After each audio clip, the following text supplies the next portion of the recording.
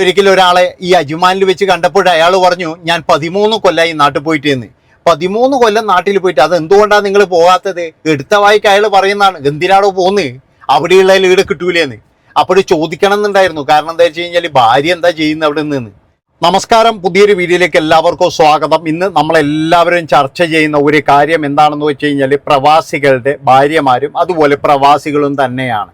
എന്താണെന്ന് വെച്ചാൽ നമുക്ക് എല്ലാവർക്കും അറിയുന്നത്, പല പ്രവാസികളെന്ന് പറഞ്ഞു കഴിഞ്ഞാൽ ഒരു ദുരിതം തന്നെയാണ് താണ്ടുന്നത്. അത് അനുഭവിച്ചവർക്ക് മാത്രമേ അറിയത്തുള്ളൂ.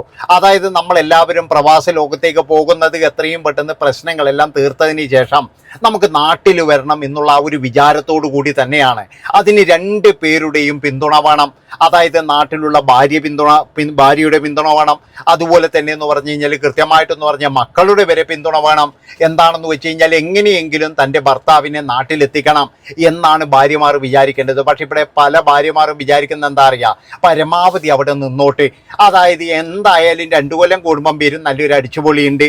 പിന്നെ ചില ആൾക്കാരൊക്കെ എന്ന് പറഞ്ഞാൽ ഇതിന് വേണ്ടിയിട്ട് മതിൽ ചാട്ടം ഉണ്ട്. നാട്ടിൽ കുറേ ഒരു പണിയും ഇല്ലാതെ നിൽക്കുന്ന, അല്ലെങ്കിൽ നാട്ടിൽ തന്നെ ചുറ്റിത്തിരിഞ്ഞ് നിൽക്കുന്ന ഒരു 10, 40, 45 വയസ്സായിട്ടും കല്യാണം കഴിക്കാത്ത ചില വിദ്വാന്മാരുണ്ട്. ഇതിനു വേണ്ടിയിട്ടായിട്ട് മാത്രം നാട്ടിൽ നിൽക്കുന്നത്. അതായത് ഇവരുടെ ലക്ഷ്യം എന്ന് പറഞ്ഞു കഴിഞ്ഞാൽ കുടുംബത്തെ കയറി കളിക്കുക എന്ന് തന്നെയാണ്. ഇതിൽ ഇന്നാളെന്നൊന്നുമില്ല. അതായത് എനിക്കിപ്പോഴും ഒരു ഇത് വന്നത്, ഒരു ചങ്ങാതി എന്നോട് പറഞ്ഞു, എൻ്റെ പൊന്നി ചേട്ടാ, എൻ്റെ പ്രശ്നം ഇതാണ്. കാരണം എന്താണെന്ന് വെച്ച് കഴിഞ്ഞാൽ അയാൾ ഗൾഫിൽ പോകുമ്പോൾ ഏതോ ഒരുത്തനോട് പറഞ്ഞിന്, ഒന്ന് എൻ്റെ വീട്ടിൽ എന്തെങ്കിലും ഓട്ടം ഉണ്ടെങ്കിൽ പോകണേ എന്ന്. ആ പറഞ്ഞത് തന്നെയാണ് ഏറ്റവും വലിയ ശാപം എന്നാണ് അയാൾ പറയുന്നത്. സംശയമൊന്നുമല്ല, അതായത് സംശയമോ കാര്യങ്ങളോ ഒന്നുമല്ല. ഇന്നിപ്പോഴും പല ആൾക്കാരും എന്ന് പറഞ്ഞു കഴിഞ്ഞാൽ വീട്ടിൽ CCTVകളും കാര്യങ്ങളും വെക്കുന്നുണ്ട്. അതുകൊണ്ട് തന്നെ എന്ന് പറഞ്ഞാൽ പലരും എന്ന് പറഞ്ഞു കഴിഞ്ഞാൽ ഇന്ന് മതിൽ ചാടാൻ മടിക്കുന്നുണ്ട്. എന്നാലും എങ്ങനെയെങ്കിലും ഇവർ പുറത്തു പോകാറുണ്ട്. അതാണ് നിങ്ങൾ മനസ്സിലാക്കേണ്ടത്. ഇതിപ്പോഴും എന്ന് പറഞ്ഞു കഴിഞ്ഞാൽ ഒരു ഷഹലയിൽ മാത്രം ഒതുങ്ങുന്ന കാര്യമൊന്നും അല്ല. നിരവധി കുടുംബങ്ങളിൽ എന്ന് പറഞ്ഞാൽ ഇതുപോലെയുള്ള ബെസ്റ്റുകൾ വന്നതിന് ശേഷം അവരുടെ ജീവിതമൊക്കെ എന്ന് പറഞ്ഞു കഴിഞ്ഞാൽ മാറിയിട്ടുണ്ട്. അവരുടെ ജീവിതത്തിൽ തന്നെ എന്ന് പറഞ്ഞാൽ പലതരത്തിലുള്ള പ്രശ്നങ്ങൾ വന്നിട്ടുണ്ട്. അതായത് അവരുടെ കുടുംബ ജീവിതത്തിലായാലും ഇപ്പോഴെന്ന് പറഞ്ഞാൽ ഗൾഫിൽ ഇങ്ങനെ പണിയെടുക്കുന്നത് തന്നെ എന്ന് പറഞ്ഞാൽ എന്തിനാണെന്ന് നിങ്ങൾക്കറിയാലോ. അതായത് ഒരു മനുഷ്യനാണെന്ന് അയാളുടെ ആയുസ് മുഴുവൻ എന്ന് പറഞ്ഞു കഴിഞ്ഞാൽ ആ മരുഭൂമിയിൽ എന്ന് പറഞ്ഞാൽ പലതരം ജോലികളുണ്ട്. നമ്മൾ വിചാരിക്കുന്നത് പോലെ എല്ലാവരും എന്ന് പറഞ്ഞു കഴിഞ്ഞാൽ ഈ ബുർജ് ഖലീഫയും മറ്റേ ഇതും എന്തിനധികം പറയുന്നത്, 20 വർഷം അവിടെ നിന്നിട്ട് വരെ ബുർജ് ഖലീഫ കാണാൻ കഴിയാത്ത ആൾക്കാരുണ്ട്. അതായത് ബുർജ് ഖലീഫേൻ്റെ ഉള്ളിൽ കയറാൻ കഴിയാത്ത ആൾക്കാരുണ്ട്. അതുപോലെ തന്നെ എന്ന് പറഞ്ഞു കഴിഞ്ഞാൽ 10, 15, 20 വർഷം സൗദി അറേബ്യയിൽ നിന്നിട്ട് കിങ്ഡം ടവറിൻ്റെ ഉള്ളിൽ പോകാൻ കഴിയാത്ത ആൾക്കാരുണ്ട്. കാരണം എന്താ അറിയുക, അതിൻ്റെ അകത്ത് കയറണമെങ്കിൽ 65 റിയാലെങ്ങാനും ടിക്കറ്റ് വേണം. അതുപോലെ തന്നെ മറ്റുള്ളതിലും 10, 80 ദിറംസ് അങ്ങനെ ടിക്കറ്റ് വേണം. അപ്പോൾ ഇതൊന്നും കൊടുക്കാതെ അതും കൂടി തൻ്റെ വീട്ടിലെത്തുമല്ലോ എന്ന് കരുതിയിട്ട് ജോലി ചെയ്യുന്ന ഒരുപാട് ആൾക്കാരുണ്ട്. അതാണ് നിങ്ങൾ മനസ്സിലാക്കേണ്ടത്. എല്ലാവരും കോട്ടും സൂട്ടും ഇട്ട് രാവിലെ AC കാറിൽ പോകുകയല്ല ചെയ്യുന്നത്. പലരും എന്ന് പറഞ്ഞു കഴിഞ്ഞാൽ രാവിലെ 6 മണിക്ക് പോയി കഴിഞ്ഞാൽ അവിടെ എത്തുമ്പോഴെന്ന് പറഞ്ഞാൽ 7 മണി 8 മണിയാകും. ജോലി കഴിഞ്ഞതിന് ശേഷം എന്ന് പറഞ്ഞാൽ 6 മണിക്ക് കയറിക്കഴിഞ്ഞാൽ ട്രാഫിക് ജാമും കാര്യങ്ങളൊക്കെ കൊണ്ട് 10, 10:30 മണിക്കാന്ന് ചിലപ്പോൾ റൂമിലെത്തിക്കഴിഞ്ഞാൽ പിന്നെ ഒരു പടവട്ടാണ്. എന്താണെന്ന് വെച്ച് കഴിഞ്ഞാൽ വിവിധ രാജ്യക്കാരായ ഒരുപാട് പേര്, അവരെല്ലാവരും കൂടി അലക്കാനും കുളിക്കാനും ഒരുമിച്ചാണ് കിച്ചണിലേക്ക് വരിക. അവിടെ പിന്നീട് എന്ന് പറഞ്ഞു കഴിഞ്ഞാൽ അവിടെ ഒരു മത്സരമാണ്. എന്താണെന്ന് വെച്ച് കഴിഞ്ഞാൽ എങ്ങനെയെങ്കിലും കുറച്ച് ഭക്ഷണം ഉണ്ടാക്കിയിട്ടിരുന്ന് രക്ഷപ്പെടുക, അത് തന്നെയാണ് മത്സരം എന്ന് പറയുന്നത്. അപ്പോഴൊക്കെ ഇവിടുന്ന് ഭാര്യമാർ പറയുന്നത് എന്താ അറിയുക, നിങ്ങളെന്താ അപ്പോൾ ഇങ്ങോട്ട് വിളിക്കാത്തത്, നിങ്ങൾക്ക് വിളിക്കാൻ സമയമില്ലേ, നിങ്ങളെന്താ ഞങ്ങളെ മറന്നുപോയതൊന്നും അല്ല സഹോദരങ്ങളെ. അതായത് ഒരു പ്രവാസി വീട്ടിലേക്ക് വിളിക്കുന്നില്ലെങ്കിൽ അയാൾ മറന്നുപോയതല്ല, അയാൾ അവിടെ എന്ന് പറഞ്ഞു കഴിഞ്ഞാൽ ചക്രശ്വാസം വലിക്കുകയാണ്. അതായത് 2 അറ്റം കൂട്ടിമുട്ടിക്കാനെന്നൊക്കെ പറയുന്നില്ലേ.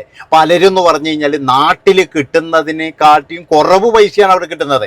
അതായത് ഇതിനിടയ്ക്ക് ഞാൻ ഒരാളെ പരിചയപ്പെട്ടപ്പോൾ അയാൾക്ക് അന്ന് പോകുമ്പോഴും നാട്ടിൽ 12,000 രൂപ സാലറി ഉണ്ടായിരുന്നു. പക്ഷെ അയാൾ 2010 പോയത് 8,000 രൂപ സാലറിക്കാണ്. അതായത് 8,000 ഇന്ത്യൻ മണി കിട്ടും. പക്ഷേ ആ ഒരു അധ്വാനം, അതുപോലെ തന്നെ എന്ന് പറഞ്ഞാൽ നമുക്കറിയാലോ പടച്ചോൻ്റെ മണ്ണിലെ ബർക്കത്ത്, ഇതൊക്കെ കൊണ്ട് എന്ന് പറഞ്ഞാൽ അദ്ദേഹത്തിന് ഇന്ന് നല്ലൊരു വീടും കാര്യങ്ങളൊക്കെ ആയി. എന്തായാലും അയാളുടെ 4 മക്കളുടെ കല്യാണം കഴിഞ്ഞു. പിന്നെ എന്ന് പറഞ്ഞാൽ ഇപ്പോൾ സുഖമായിട്ട് ജീവിക്കുന്ന, അങ്ങനെ ത്യാഗം ചെയ്യുന്ന ഒരുപാട് ഭാര്യമാരുണ്ട്. അതായത് കിട്ടുന്ന പൈസകൾ ഓരോന്നും നുള്ളിപ്പൊറുക്കി ഉപയോഗിക്കുന്ന ഒരുപാട് ആൾക്കാരുണ്ട്. അവരുടെയൊക്കെ ലക്ഷ്യം എന്താണെന്നറിയാം, എങ്ങനെയെങ്കിലും ഈ പ്രശ്നങ്ങൾ തീർത്തിട്ട് തൻ്റെ ഭർത്താവിനെ ഇങ്ങോട്ട് എത്തിക്കണമെന്ന്. അതാണ് പലരും ചിന്തിക്കുന്നത്. പക്ഷേ ഇതിലൊരു വിഭാഗം മാത്രമാണ്, അതായത് എങ്ങനെയെങ്കിലും അങ്ങേരെ അവിടെ തളച്ചിടണം. അതുമാത്രമല്ല 10-25 കൊല്ലമൊക്കെ ആയിക്കഴിഞ്ഞാൽ ഇനി എന്തിനാണ് അങ്ങേര് ഇങ്ങോട്ട് വരുന്നത്, ഷുഗറും പ്രഷറും നോക്കിയിട്ട് ഇങ്ങോട്ട് വന്നിട്ടെന്ന കാര്യം, ഇവിടെ നിന്ന് ഇപ്പോഴും മരുന്ന് വാങ്ങിച്ചു കൊടുക്കണ്ടേ നമ്മൾ എന്നെ എന്ന് ചിന്തിക്കുന്ന ഭാര്യമാർ വരെയുണ്ട്. നമ്മൾ വിചാരിക്കുന്ന പോലെയല്ല, എല്ലാ ക്രൂരതയുടെ മുഖങ്ങൾ തന്നെയാണ്.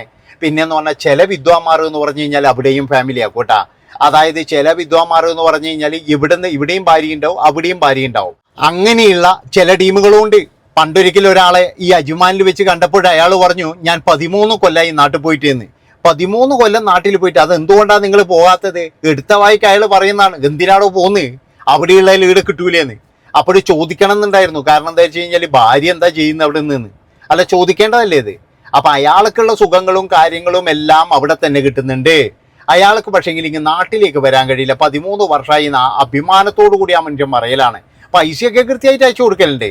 പൈസക്കൊന്നും ഒരു കുഴപ്പമില്ല, ശമ്പളം കിട്ടിക്കഴിഞ്ഞാൽ ഒരു പങ്ക് അങ്ങോട്ട് അയച്ചു കൊടുക്കും ഭാര്യക്കും മക്കൾക്കും വേണ്ടിയിട്ട്. പക്ഷേ 13 വർഷമായിട്ട് ആശ നാട്ടിൽ പോയിട്ടില്ല.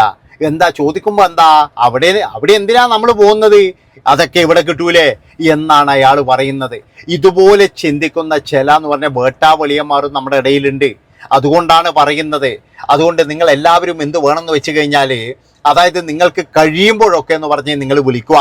പിന്നെയെന്ന് പറഞ്ഞു കഴിഞ്ഞാൽ ഈ ഭാര്യമാരോട് എനിക്ക് പറയാനുള്ളത്, നിങ്ങളെ ഭർത്താക്കന്മാരെ നിങ്ങൾ മനസ്സിലാക്കുക. അതായത് കണ്ട പല രാജ്യക്കാരായ സൂപ്പർവൈസർമാരായിരിക്കും, അവറ്റകളുടെയൊക്കെ ആട്ടും തുപ്പും ഏറ്റിട്ടായിരിക്കും ചിലപ്പോഴും എന്ന് പറഞ്ഞാൽ പണിയെടുക്കുന്നത്. അതാണ് നിങ്ങൾ മനസ്സിലാക്കേണ്ടത്. എല്ലാവർക്കും സുഖമൊന്നുമല്ല. അതായത് പുറകെ നടന്ന് ഈ ചൊറിയുന്ന കുറേ ചൊറിയന്മാരൊക്കെ ഉണ്ട് ഗൾഫിൽ, സൂപ്പർവൈസർമാർ എന്ന് പറയുന്നത്. ഞാൻ പറയുന്നൊന്നുമില്ല, നിങ്ങൾക്ക് എല്ലാവർക്കും അറിയാം. സൗദിയിലും പോയില്ല ആൾക്കാർക്ക് ഇഷ്ടം പോലെ അറിയാം ആരാണ് ചൊറിയന്മാർ എന്ന്. കൃത്യമായിട്ട് ചൊറിഞ്ഞ് പണിയെടുപ്പിക്കുന്ന ആൾക്കാരുണ്ട്.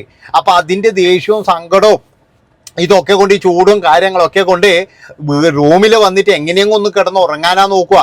അതിൻ്റെ ഇടയിൽ എന്ന് പറഞ്ഞു കഴിഞ്ഞാൽ എന്തുകൊണ്ട് വിളിച്ചില്ല എന്ന് പറഞ്ഞില്ല പരിഭവങ്ങളും പരാതികളും അങ്ങനെയുള്ള കാര്യങ്ങളും. അപ്പോഴേക്കെന്ന് പറഞ്ഞാൽ നാട്ടിൽ 2 കല്യാണം വരും. അതിനാണെങ്കിലും എന്ന് പറഞ്ഞാൽ എല്ലാവർക്കും ഡ്രസ് കോഡ്. ഈ ഡ്രസ് കോഡിൻ്റെ പൈസ എന്ന് പറഞ്ഞു കഴിഞ്ഞാൽ ഒരു 1.5 തുക തന്നെയാണ്. അങ്ങനെ പല തരത്തിലെന്ന് പറഞ്ഞു കഴിഞ്ഞാൽ ഗൾഫിൽ പ്രവാസികൾ എന്ന് പറഞ്ഞാൽ കഷ്ടപ്പാട് തന്നെയാണ്. ഇപ്പോഴും പല പ്രവാസികളുടെയും അവസ്ഥ എന്താണെന്നറിയാം. നാട്ടിൽ എന്ന് പറഞ്ഞാൽ വലിയ ലോൺ എടുത്തിട്ട് വീട് വെച്ചിട്ടുണ്ട്. അതുകൊണ്ട് തന്നെ പലർക്കും എന്ന് പറഞ്ഞു കഴിഞ്ഞാൽ ഇങ്ങോട്ട് വരാൻ കഴിയുന്നില്ല. വിളിക്കുന്നവരൊക്കെ പറയുന്നത് ഇതാണ്, എങ്ങനെയും ഒന്ന് ലോണ് തീർക്കണം. ആരോട് ചോദിച്ചു കഴിഞ്ഞാലും പറയുന്നത്, അതായത് പ്രവാസ ലോകത്ത് പോയ 90% ആൾക്കാരോട് ചോദിച്ചു കഴിഞ്ഞാലും എന്താ പറയാന്നറിയാം, എങ്ങനെയൊന്ന് ലോണ് തീർക്കണം. അതുപോലെ തന്നെ എന്ന് പറഞ്ഞു കഴിഞ്ഞാൽ 5000-ഉം 10,000-ഉം സാലറി വാങ്ങിച്ചിട്ട് ഫാമിലിയുമായിട്ട് അവിടെ ജീവിച്ചു എന്നല്ലാതെ നാട്ടിൽ ഒരു സമ്പാദ്യവും ഇല്ലാത്ത ആൾക്കാരും ഉണ്ട്. അവിടെ നിന്നും ജോലി പോയി കഴിഞ്ഞാൽ ഒരു രക്ഷയില്ല. നാട്ടിൽ വന്നിട്ട് ഇങ്ങനെ തെണ്ടിക്കൊള്ളൊരു വീട് വരെ എടുത്തിട്ടില്ല. അങ്ങനെയുള്ള പ്രവാസികളും നമ്മുടെ നാട്ടിലുണ്ട്. അതുകൊണ്ടാണ് ഞാൻ പറയുന്നത്, എല്ലാം നമ്മുടേതായ രീതിയിൽ നമ്മൾ ജീവിക്കണം. അല്ലാതെ നമ്മൾ വെറുതെ ഒരുപാട് വലിയ വലിയ വീടുകളും സൗധങ്ങളും എടുത്തിട്ടിട്ട് ജീവിക്കാതെ, അതായത് ജീവിക്കാതെ മരിച്ചുപോയ ഒരു തലമുറ ഇവിടെ ഉണ്ട്. നിങ്ങളത് ആലോചിക്കണം. അതായത് പണ്ടൊക്കെ എന്ന് പറഞ്ഞു കഴിഞ്ഞാൽ സ്വത്തുക്കളും പൈസകളും ഇങ്ങനെ അട്ടിപ്പിടിച്ചു വെച്ചിട്ട് ഒരു നല്ല മീൻ കൂട്ടാൻ വരെ കൂട്ടാതെ ഇവിടുന്ന് മരിച്ചുപോയവരുണ്ട്. അവരെ നിങ്ങൾ ഓർമ്മിക്കണം. അവരുടെ ഗതി ഏതായാലും ഇപ്പോഴത്തെ തലമുറ ഈ ഒരു സമയത്ത് വരരുത്. കാരണം എല്ലാവരും മനസ്സിലാക്കുക, ജീവിതം എന്ന് പറഞ്ഞാൽ കൊറോണയ്ക്ക് ശേഷം ഏത് നിമിഷം വേണമെങ്കിലും അടിച്ചു പോകാം. ഇനിയിപ്പോൾ ഒരാൾ അടിച്ചുപോയി എന്ന് വിചാരിച്ചിട്ട് ആജീവനാന്തെന്ന് പറഞ്ഞു കഴിഞ്ഞാൽ ആ കുടുംബ സങ്കടത്തിലൊന്നും കഴിയില്ല. കുറേ നാളെന്ന് പറഞ്ഞാൽ വിഷമങ്ങളൊക്കെ ഉണ്ടാകും. എന്നാലും 2 മാസത്തിനുള്ളിൽ എന്ന് പറഞ്ഞു കഴിഞ്ഞാൽ സീരിയൽ വരുവാണെന്ന്. അതാണ് നിങ്ങൾ മനസ്സിലാക്കേണ്ടത്. ചിലപ്പോൾ 1 മാസം അല്ലെങ്കിൽ ഒരു 15 ദിവസം അത്രയൊക്കെ ഉള്ളൂ. അതിനപ്പുറത്തൊന്നും നിൽക്കൂല. അല്ലാതെ നമ്മൾ വിചാരിക്കുന്ന പോലെ ഒരു വലിയ സംഭവം കാര്യമൊന്നുമില്ല. ആർക്കും ഏത് നിമിഷമാണെങ്കിലും എന്ത് സംഭവിക്കാം. അതുകൊണ്ട് എന്ത് ചെയ്യണം എന്ന് പറഞ്ഞു കഴിഞ്ഞാൽ അധികം കടോ കാര്യങ്ങളോ ഒന്നും ഇല്ലാതിരുന്ന് കഴിഞ്ഞാൽ നല്ലത്. ഇല്ലെങ്കിൽ എന്താണെന്ന് വെച്ച് കഴിഞ്ഞാൽ ചിലപ്പോൾ കഴിഞ്ഞു പോയി കഴിഞ്ഞാൽ ആ വീട് വിറ്റ് അവർ ചെറിയൊരു വീട്ടിലേക്ക് മാറും. അത്രയേ ഉള്ളൂ. അല്ലാതെ ഇവിടെ വേറെ ഒന്നും സംഭവിക്കാനൊന്നും പോകുന്നില്ല. ഈ ആയുഷ്കാലം മുഴുവൻ എന്ന് പറഞ്ഞാൽ ഈ വീടിന് വേണ്ടി ഒരു 10-30 വർഷം നയിച്ചോൻ എവിടെയെങ്കിലും ജീവിച്ചിട്ടുമില്ല. അങ്ങനെയൊക്കെയുള്ള ഒരുപാട് ആൾക്കാരുണ്ടായിരുന്നു. പക്ഷേ ഇനിയെങ്കിലും അതിലൊരു മാറ്റം വരണം. അതാണ് വേണ്ടത്. അപ്പോൾ ഏതായാലും ഈ ഒളിച്ചോടാൻ വേണ്ടി നിൽക്കുന്നവർക്കും ഒളിച്ചോടിയവർക്കും കൂടിയിട്ടുള്ളൊരു ഉപദേശമാണെന്ന് വിചാരിച്ചാൽ മതി കേട്ടാ. നന്ദി, നമസ്കാരം. തീർന്നില്ലട്ടാ, അടുത്ത വീഡിയോ ആയിട്ട് വരുവായിരുന്നു. Bye bye.